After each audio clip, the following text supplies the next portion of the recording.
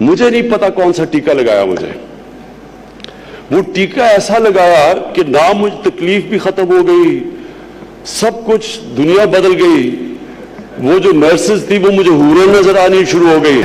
ਸਾਡੇ ਹਲਕਿਆਂ ਦੇ ਅੰਦਰ ਸਰ ਮੈਂ ਇੱਕ ਗੱਲ ਕੀਤੀ ਕਿ ਮੇਰੇ ਹਲਕੇ ਦੀਆਂ ਸੜਕਾਂ ਟੁੱਟੀਆਂ ਹੋਈਆਂ ਨੇ ਸਰ। ਉਹਨਾਂ ਟੁੱਟੀਆਂ ਹੋਈਆਂ ਵਿਰਾਨ ਸੜਕਾਂ ਦੇ ਉੱਤੇ ਰਾਤ ਨੂੰ ਜਦੋਂ ਬ੍ਰੇਕ ਲੱਗਦੀ ਏ ਡਾਕੂ ਸਰਾ ਕੇ ਕੰਨਾਂ ਤੋਂ ਲੈ ਜਾਂਦੇ ਨੇ, ਨਾਲੇ ਚਿੰਡਾ ਮਾਰਦੇ ਨੇ ਸਰ। ਪੈਸੇ ਘੱਟ ਨਿਕਲਣ ਫਿਰ ਵੀ ਕੁੱਟਦੇ ਨੇ, ਤੁਸੀਂ ਥੋੜੇ ਲੈ ਕੇ ਫਿਰ ਰਹੇ ਹੋ।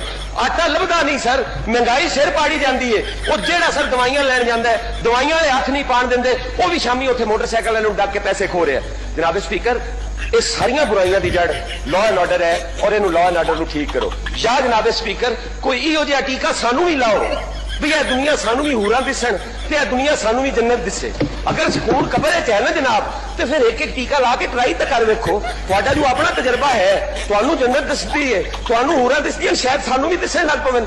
ਕਿਆ ਆਪੋਜੀਸ਼ਨ ਟੀਕੇ ਜੋਗੀ ਵੀ ਨਹੀਂ, ਸਾਨੂੰ ਬਿਜਲੀ ਦਾ ਟੀਕਾ ਵੀ, ਉਹ ਸਾਨੂੰ ਤੇਲ ਦਾ ਟੀਕਾ ਵੀ, ਸਾਨੂੰ ਦਵਾਈਆਂ ਦਾ ਟੀਕਾ ਵੀ, ਸਾਨੂੰ ਸਬਜ਼ੀ ਆਲੂ ਦਾ ਟੀਕਾ ਵੀ, ਉਹ ਹੂਰਾਂ ਦਾ ਟੀਕਾ ਸਾਨੂੰ ਨਹੀਂ ਲੱਗ ਸਕਦਾ। ਉਹ ਸਾਨੂੰ ਵੀ ਲਾਓ ਤਾਂ ਕਿ